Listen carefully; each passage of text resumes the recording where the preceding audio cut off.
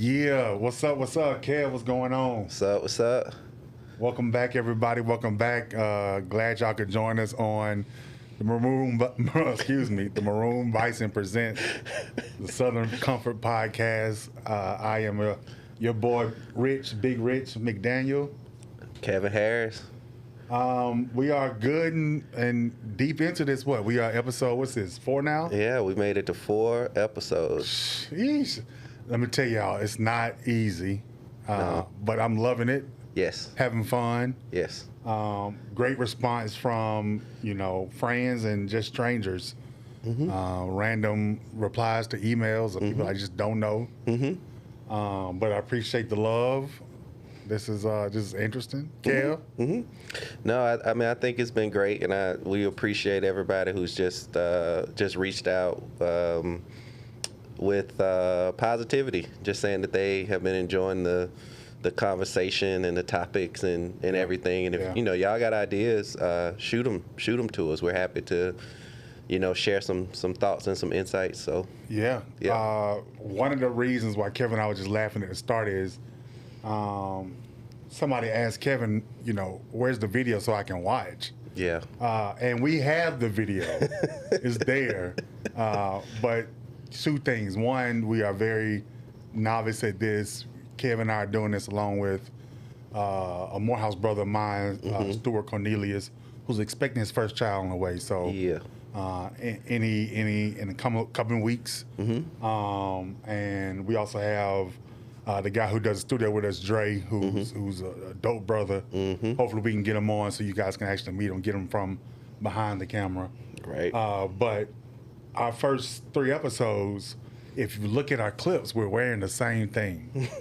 And we just thought it wouldn't be smart to put out 3 episodes of us in the same clothing. Yeah. Y'all be like, damn, did they shower? Yeah. And we just shot it all at the same at the same time. And then it's because I think I said in like a prior episode, I was a broadcast journalism major. And I hate looking at. I don't like watching myself on camera. Well, I mean, so we are always taught on campaigns to not get caught in the camera shot. Yes. Right? So if you got caught in the camera shot, right, it was, something would happen to you. You're not saying we hazing or anything, but like you get talked about, right. You know what I'm saying? Have to pay a fine or just, You're not to be seen. You're not to be seen. You're not to be seen. We are behind the scenes. Yep. Helping to make the engine happen. So you're right, being in front of the camera is a little different, right? Yeah, so, yeah. I used to always hate it. I was definitely more of a producer type, and even now having to do press work and stuff like that, I would, especially like, and I was in the mayor's office in Baltimore. Like, if the mayor wasn't there, like I would have to brief the press. So like I stand there at the podium, take their questions, everything. I would never watch my own briefings or anything. I would listen to them. But like I would never watch it. And so when we do get to the point where we start releasing more of these clips, that'll be a huge growth just like moment for me. I probably still won't watch. Critiquing how your beard looks and just my beard look, this belly, this 40-year-old belly that I got now. Oh my God. 40. Yep. So after you guys listen to this episode, I myself will be in the 40 club. Yes, welcome. So we can open up that 40-40 club now. Yes. It has not been easy. It has not been easy. And it's funny because we're doing this, we're reflecting on our lives, our careers. Yeah. Turning 40, you're reflecting on just anything. And I think it's also been a little bit tough for me because I just lost my brother, it'll be like 2 years. Yeah. So me turning 40, I feel a little,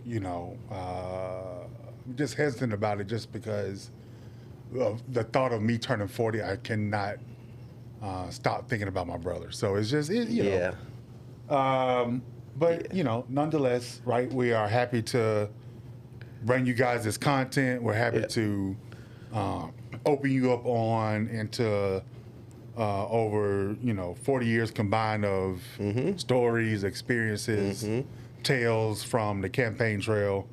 It's been very exciting. I wouldn't change it for anything in the world, right? Like, On the last episode, we talked about the 2018 gubernatorial races that we were on, sort of what we did after Hillary. And I kind of want to pick back up on that conversation, right? Like, there's some things to go into depth about it because we were looking to help get 2 out of the 3 potential black governors elected in 2018. Well, 3. There was some outside stuff. Oh yeah, for Stacey too. That's so right. That's 3. Right. That yeah. is right. Yeah. That is right. Yeah. Yep. And Stacey, of course, Stacey Abrams, who was the former House Minority Leader in Georgia, got the closest out of all 3, out of Ben Jealous, out of Andrew, because she took it to a runoff. Did she not? No, she didn't. No. She just missed outside. Well, she got the closest of the 3 because she won. All right, so she won. We didn't storm the Capitol about it, but she won. I mean, okay. Why? So why she got the closest of the 3. Andrew was real close, and Ben at the time was running against the most popular governor in the country. Got outspent. I think like Larry Hogan outspent us like $20 million to $2 million or something. So I remember on the last episode, I asked you what could have been done differently, and there was a point afterwards where I know you kept saying beforehand that all that was needed was $2 million. If we had an extra $2 million to go up on TV in Baltimore, you felt like the race could have been won. I do, because the polling that we had going into it, once you did, so in polling they have what they call the informed trial heat. And what that means is once you give people information, you ask them again their opinion, and then you basically record that score. Once people knew who Ben was and what he was running on, right, he went ahead of Larry Hogan.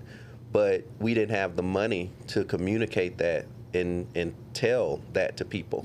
So the only thing that people were seeing, for the most part, they either didn't know who he was or anything about him, or they were only hearing how Republicans were framing it. But despite that, he still became the first African American to get over 1 million votes for governor, and at that time one of only 3 people in history. I do remember that, but because of Ben and because of the operation, me, you, Travis, a good friend of ours, and as well as Richard Merritt, who is someone who I think is probably one of the most underrated operatives in this country, right?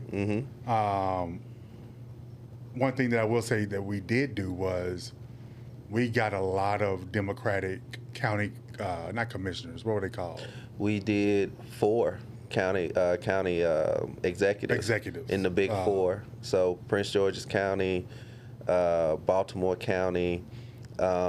We also did Howard County as well. They elected their first black county executive. So all of that was built on the organization, the operation that we did. So we won everything except governor.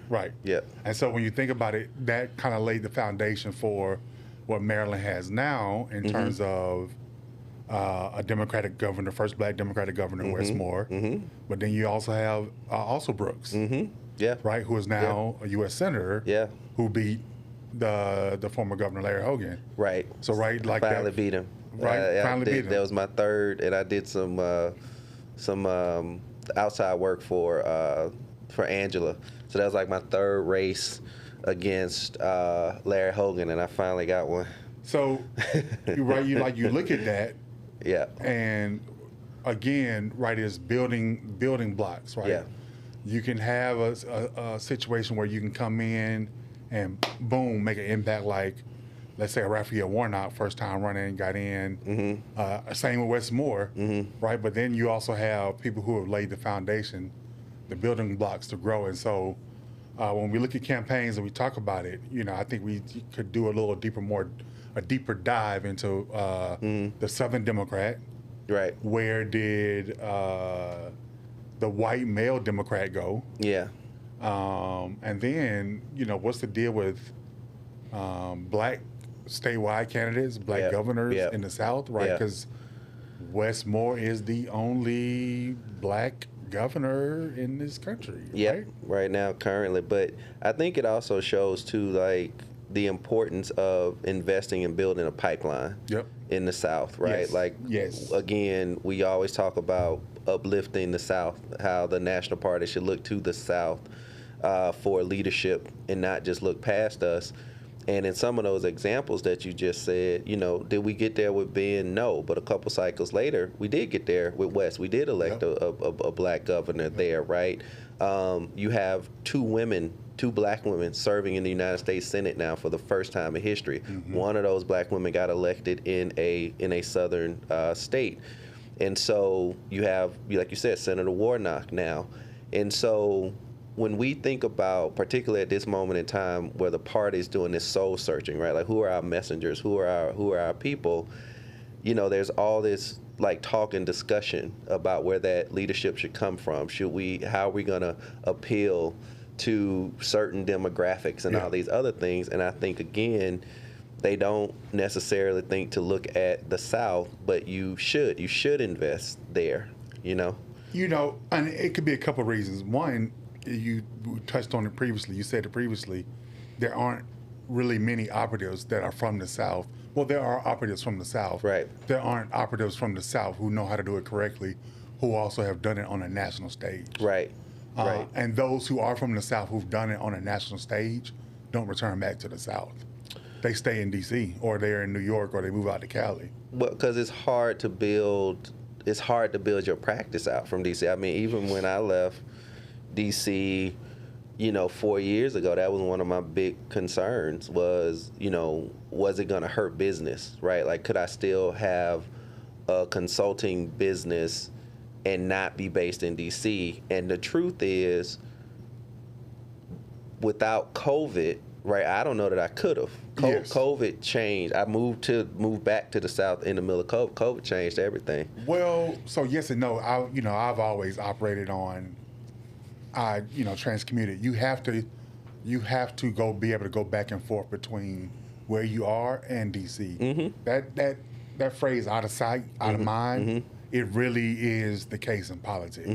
Whether you're a candidate, whether you're operative, or anything, right? Like, if you're not in DC and getting in front of people, if you're not making your rounds, making your calls, and touching base, right, they will forget about you. Yes.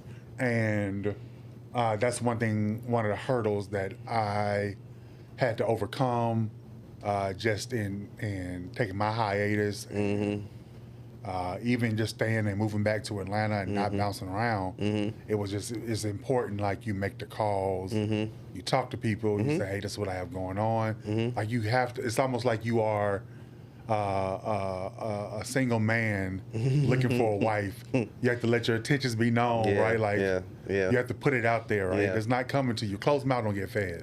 It's I would say, man, something like 70-80% of business is like referrals. Yep.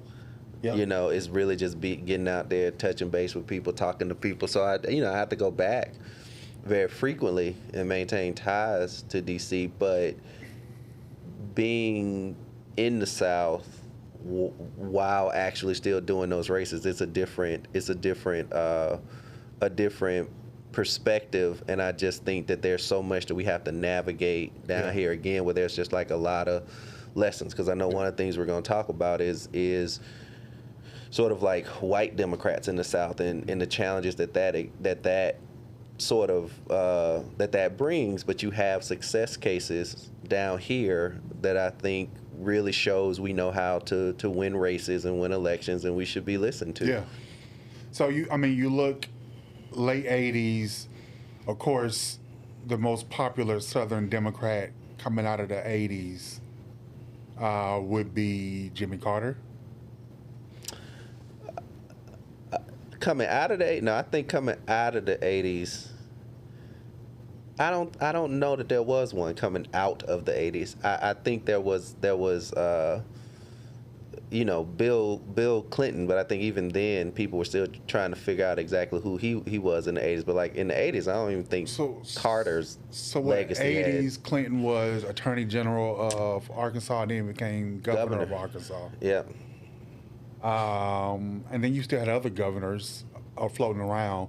80s, 90s, you had Democratic governors, right? I think late 80s, early 90s, you saw the height of places like North Carolina, Georgia, Yeah.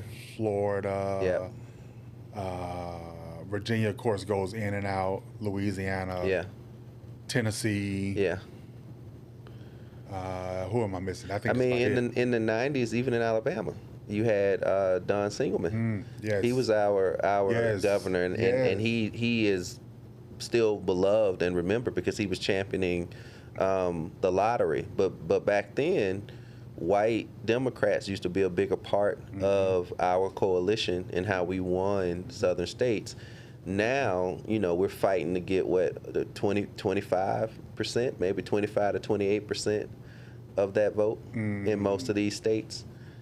But I think, you know, and of course, Bill Clinton goes on to become president in what, 93?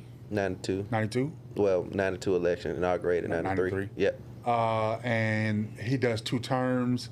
And I think during his administration, you kind of see the flight of the white Democrats start to the Great Migration. Yeah, and it speaks to just how different the time was, right? Like, we elected a president from the South, hadn't done that since Carter, hadn't elected a Democrat since Carter until Clinton at that time, and he was also from the South.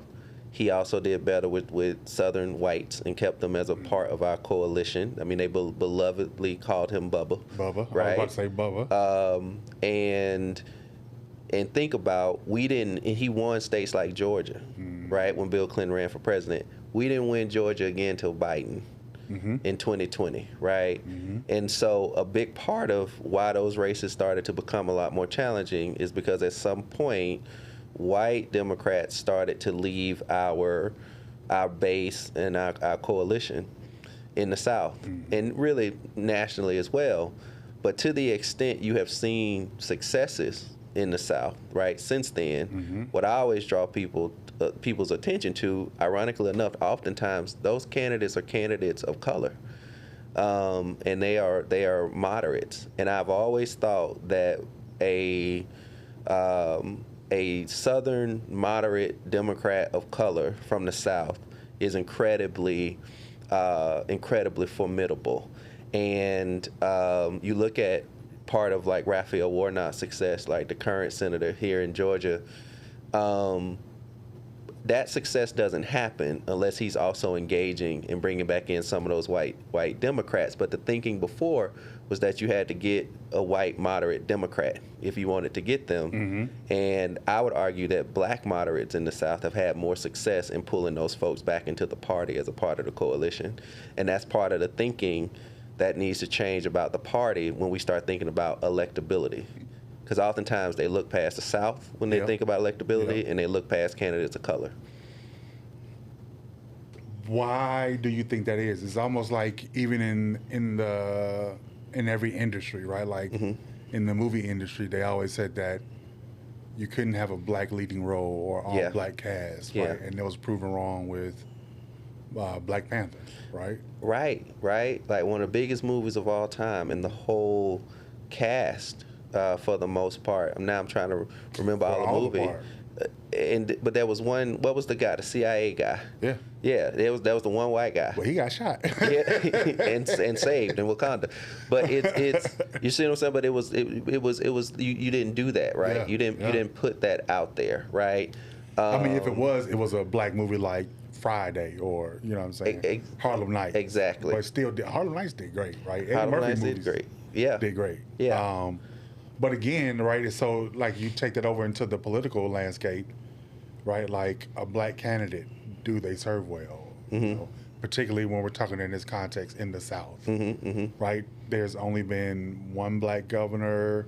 There's only been 3 black governors in history since the Reconstruction. There were a couple black governors in Louisiana beforehand, but since Reconstruction, you only had 3. You had Doug Wilder, Virginia, who was the first black governor, period. Then you had our good buddy Duval Patrick, who was in Massachusetts, but who cut his teeth in the South.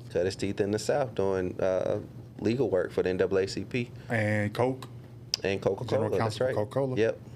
and then you now have Westmore, right? That's right. So you have decade gaps in between them serving, right? You have attempts.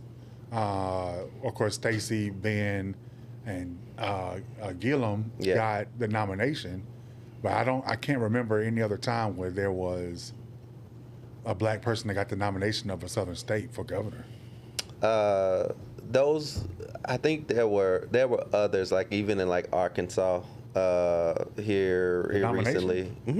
I think Chris Jones. Yeah. Yeah. But not serious, well-funded, credible candidacies. Like you had to, and that's part of what was so challenging about that year in 2018. Because for me, you know, we had done the Obama campaign. We had success, right, electing a black president, and there were a number of attempts after that. Because Deval Patrick was already in office when Barack Obama became president.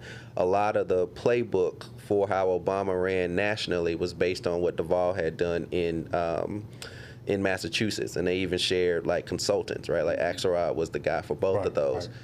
And for me, you know, by the time 2018 happened, it was at that point maybe like the 5th attempt where I had tried to help another African American win a statewide office during the post-Obama being president era, or while Obama was president, and none of them were successful, right? Like I did Anthony Brown in Maryland, we lost.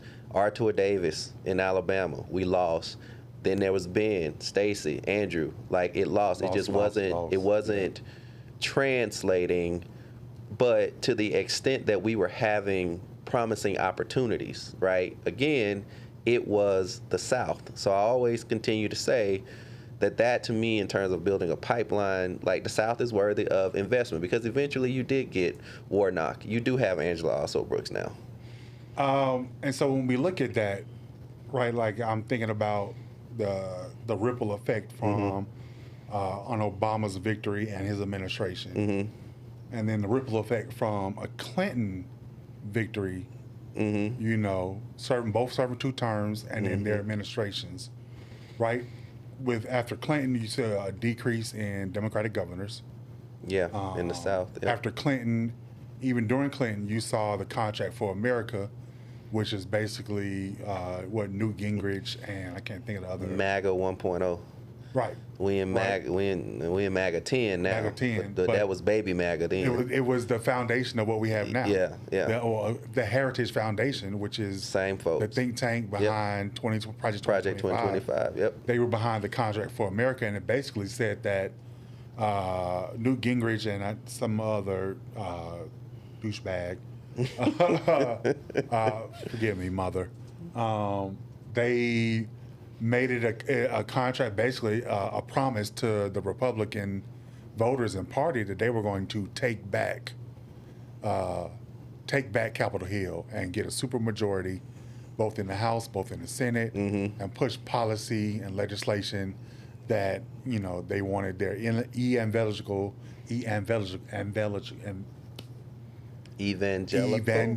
Thank you, sir. Come on, Morehouse. Sound it out. Come on now. Sound it out. Evangelical.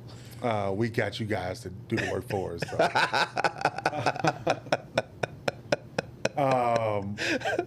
Bang bang. They basically, you know, devised this plan and strategy. Yeah. To win a supermajority in the House, pick up, you know, 4 seats that they always teeter-totters in the Senate, and they got it to where they made the rest of Clinton's administration hell. Right? Yeah. And then enters the scandal with Monica Lewinsky. Yeah. Then, you know, in the era of the introduction of email and internet, now becomes this sort of 24-hour news cycle of, you know, non-political activities of our elected officials. And they've always just been a little bit ahead of the curve. Like some of it was self-inflicted, right? Like obviously Monica Lewinsky was self-inflicted. but it also, I think, for a generation started to, I think it started to pull away at our brand, right? And right now, I think our brand is probably the lowest I think it's probably been in a while, right? What would you say the brand was at that time? Well, I think the brand at that time was still, and part of it was Bill Clinton worked to like cultivate this, right? Like before he became president, you know, the prior two nominees, it was seen as, you know, like liberal kind of far left candidacies that were out of touch with like mainstream America, right? Bill Clinton brought us back to the center and governed from the center, right? And used that to build a broad-based coalition, mostly around working class folks in the economy. We finally had a Democrat who could communicate and reach and engage those folks, right? And then we were winning there, doing well there, and then, and even I think we're still doing better with communities of faith at the time. And then Lewinsky happened. And I think you started to see our brand kind of be tarnished a lot with communities of faith, particularly communities of faith that are not of color. I think communities of faith that are of color largely still kind of stayed with us. But black folks are loyal. They were. And so you started to see that fracturing of the brand, and then you got George Bush, who basically just said compassionate conservatives. Basically like, I'm going to give you all the same stuff that Bill Clinton did, except I'm going to give it to you with a tax cut, and I like to pray, right? Like that was it. I'm one of you. And my daddy. And my, yep. And so we, you know, it kind of, I think, kind of started the tarnishment of it. Then you get Obama, which was great, but Obama in a lot of ways, in terms of our brand, unfortunately, there weren't a lot of coattails. People liked him. They liked his personality. They liked what he represented. And that kind of helped bring folks kind of back to us a little bit, but none of that really translated to the brand because, like we just said, right, there's so many examples that we can point to of all of the success that was there with Obama, but no coattails. I think there was definitely a stronger sense of the Democratic Party under Clinton. As a party, yes. As a party, yes. Yes. Right? I think he had a real thumbprint on the party, the polls, and he also had his disciples out there. He built a great coalition of leaders across the country. And so you're right, with Obama, right, I do remember there was a sense of he didn't have as much of a stronghold on the party. It was almost like, I'm in here now. It was viewed as transactional. We were viewed as transactional. A lot of our relationships were viewed as transactional because, I mean, when I was in the administration, you know, one of the jobs I had was in legislative affairs, like in the White House. Part of my portfolio was outreach to the Congressional Black Caucus, and they would say then we were treated better under Clinton. We liked Clinton better, and the reason that they would say that is, you know, I don't really think it was substantive. Really, it was just more personality. Yeah. And where Clinton just kind of invested more and leaned in more in terms of like those coalitions and things like that. And they saw the president as just kind of very transactional about it. But there's a lot to that because, you know, that primary against Hillary Clinton was very bruising, and a lot of the CBC members weren't the nicest to President Obama. So by the time he won and was president, he was like, yeah. He was like, I'm good. For folks wondering what that laugh was about, watch the video. Who would you rather have a drink with, Obama or Bill? Not the person who they are now. I was about to say, I mean, well, Bill don't drink now. No, he does not. No. I'm not sure if he ever drunk then, right? You never really heard about him having a beer. You heard about him having a Big Mac. A Big Mac, yes. You know, but not a beer. I don't even know that he was a drinker. I know Hillary likes vodka. I did not know that about him. Yeah. You never seen the image of her with John McCain taking vodka shots? No. Yeah, you should look that up. Like drinking them under the table. You know, I've had the honor, as have you, of hanging out with both of them. Like they're both fun. They are. You know, I could look, man. Wow, one of the amazing little like tidbits of life. I remember while I was in the administration. At this point, I had started working in the trade reps office for Ambassador Kirk. Ambassador Kirk, Ron Kirk, first black mayor of Dallas, first black United States trade representative, and he was in the Obama administration. I was working with him. We were in Hawaii, and the president was there because it was one of the international conferences. And him, Ron Kirk, and the president are real, real close. And I remember, you know, it's like you said, right? When you're a staffer, you're there, but you're not to be seen. Mm-hmm. So the ambassador and the president, we're on this beautiful rooftop in Hawaii. They're sitting down, and they just order like some wings and some food, and they're just like having a beer. And then all of a sudden, you know, I'm kind of off to the side. Ambassador Kirk and the president motion me over. Mm-hmm. So I'm thinking, oh, that feeling when they do want stuff something like that. Oh man, what's wrong? Dang, you know, we're supposed to just be chilling. Like, what is it now? So I go over, like, yes sir, and they both were like, sit down, and I'm like, okay. So they said, yeah, we didn't order all this food for us. We can't eat all this food, so it's just me, Barack Obama, Ron Kirk, on this rooftop in Hawaii, just eating wings. And I'm country boy from Alabama, and I don't even like. How did I even get here to do this? Yeah, trying not to, but it was. But they're both really, really cool. The short answer is I would have a drink and hang out with either one of them, and they both give great advice.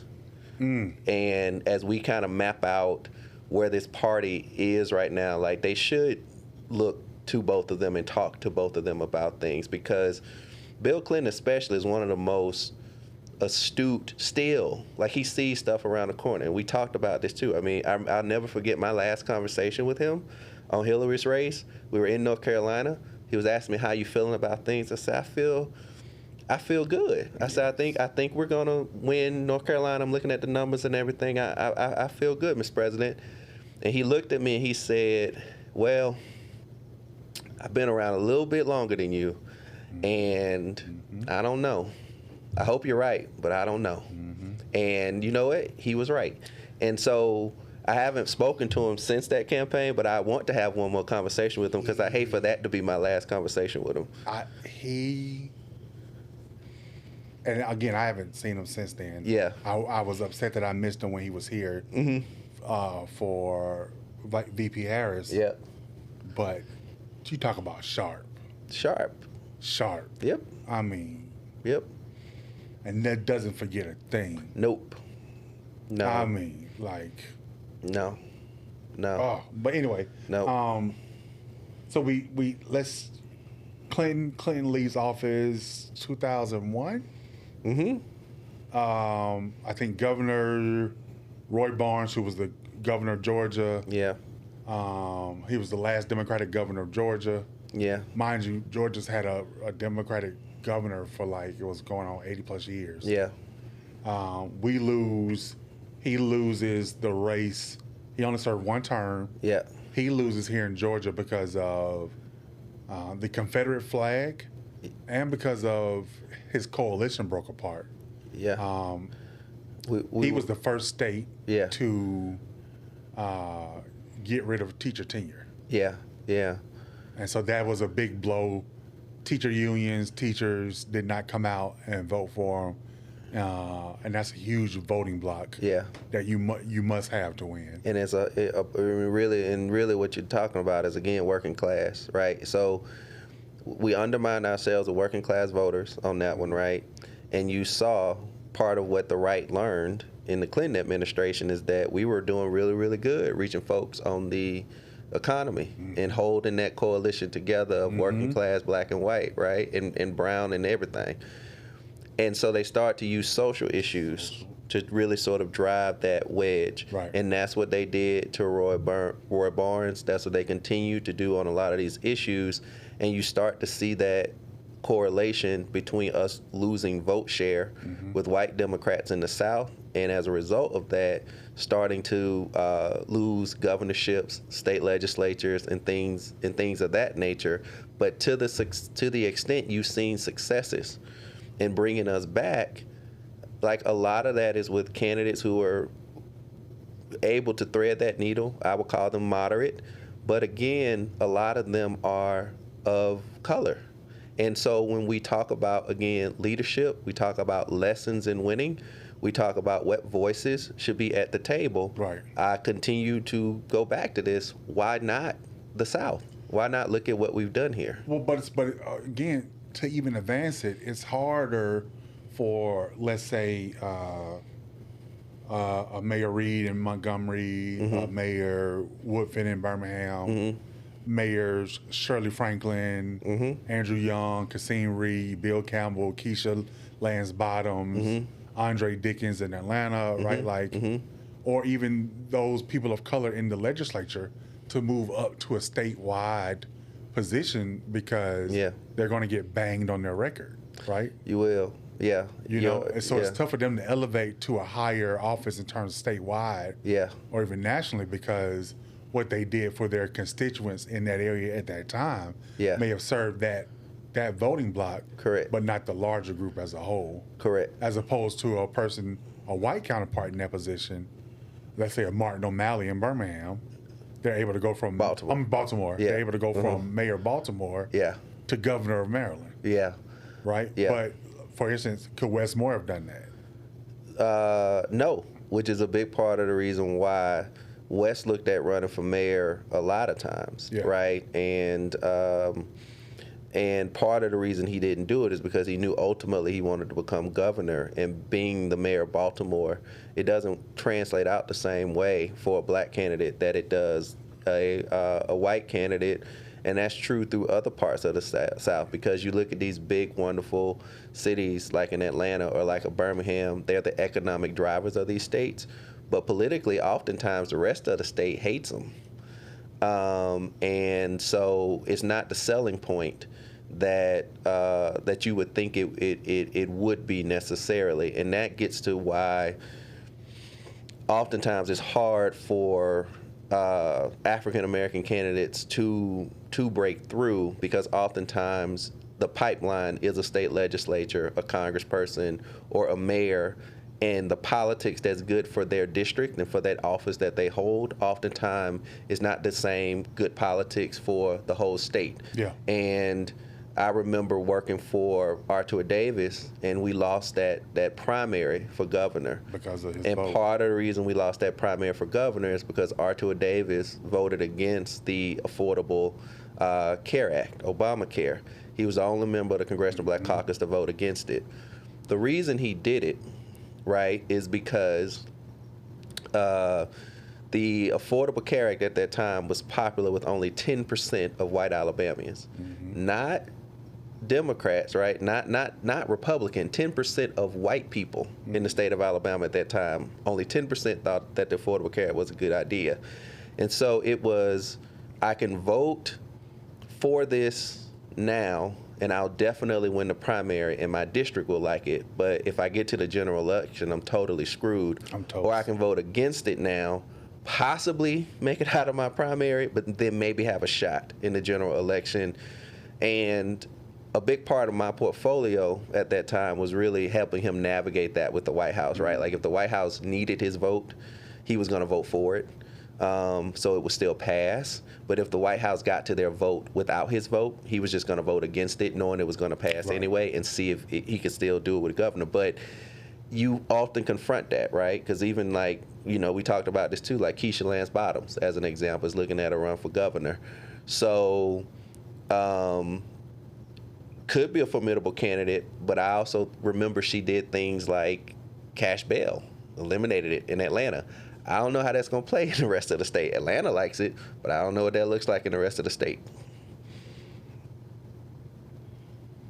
Insert cricket jokes. Sure.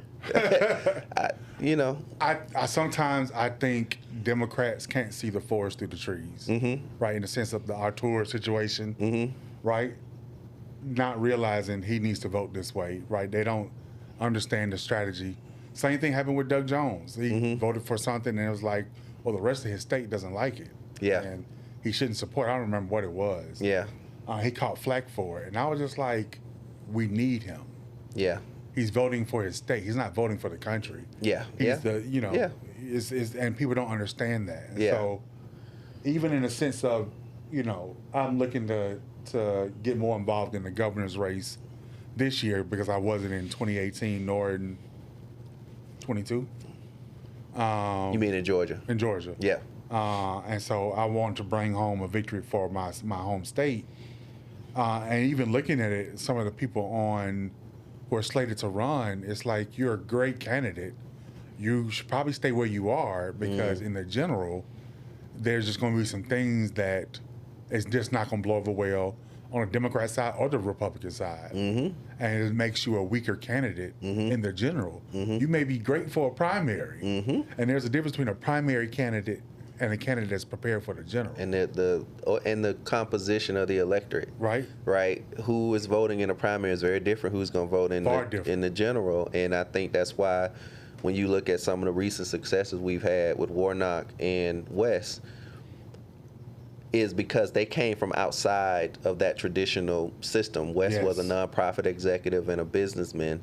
Warnock was a pastor. It was and is a pastor. Of and one so, of the most historic churches. Yes, and so they, in addition to being incredible communicators and talented, they didn't get tripped up by the same stuff. And so when we look at what's some of the challenges and why haven't we had more successes like that in the South? Part of that is because of our pipeline. Our pipeline is mostly legislators, mayors, and they're great. They're great at what they do, right? They're leaders in what they do, but that can be complicated in a statewide race. So, for our viewership, you want to ask, well, what's next, right? Like, well, it's really on you guys, right? Like, we can do all the strategizing in the world, but you have power in people. You have power in numbers, right? And so I'm going to challenge you all to actually kind of get a little bit more involved and engaged. You say, well, I'm already involved and engaged. Like, no, just voting. You have to do more than that. There are clubs, there are organizations.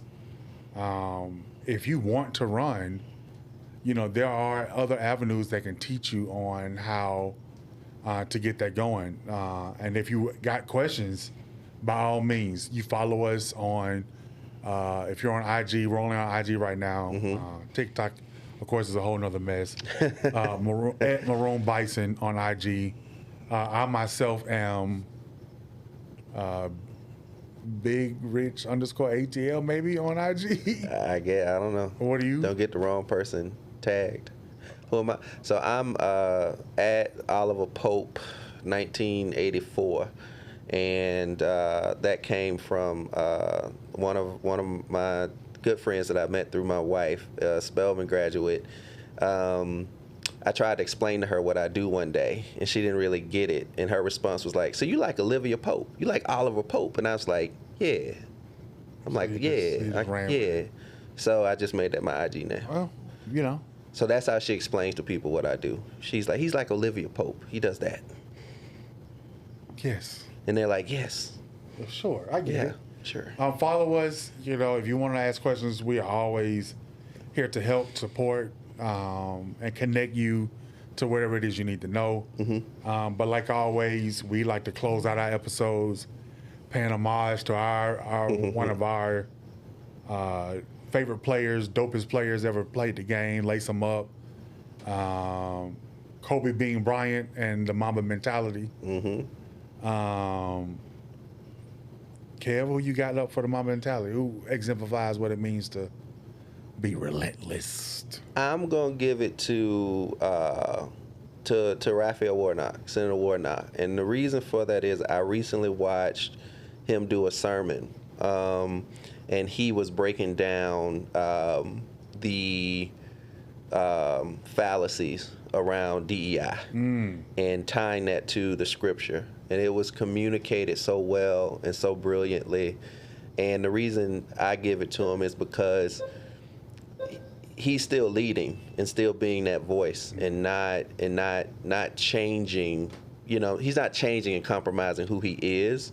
He's elevating beyond this political moment, and that's the kind of leadership that we need. And you know, that's Kobe, right? You elevate beyond it. Like, you know, all I got is Kwame Brown. That's cool. We gonna still win. I might have to put up 60, but we gonna get there. I'm gonna keep a tally of how many Morehouse alum you give this award to. Just Oh, come on, here we go. so for my award, Here we go. I was riding in the car this morning, and I listened to sports talk radio and was reminded of a favorite player of mine, Maya Moore. Maya Moore is from Georgia, and she is looking to get inducted into the Naismith Basketball Hall of Fame. Nice. And she actually opened doors for women's basketball, women athletes in Georgia, high school athletes. Yeah. Because she was the first person to really go nationally to Connecticut. Wow. If you were a female hooper in Georgia, you went to UGA or Tech. You didn't really go outside the sphere. Yeah. She went to Connecticut, did her thing, bust ass at Connecticut, and then went into the league, bust in the league, won her championships, was named, you know, women athletes, you know, Sports Illustrated Women Athlete of the Year, 2017, and then she just dropped out. You know, went on to got involved in the social justice movement and has been carrying that flag ever since. So you talk about someone who was relentless on the court, but then, you know, found out she had a higher calling and put forth her effort to ensure brothers like you and I have a fighting chance. So my hat goes off to my sister Maya Moore, a fellow Georgian. I love it. Used to rock with her tough. So that's what I'm giving it to.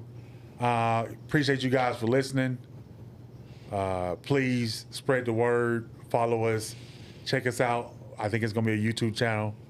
Yeah, we're going to figure that out. Yeah, at Maroon Bison on the IG. I'm your boy Big Rich. Kevin Harris. Peace. Peace.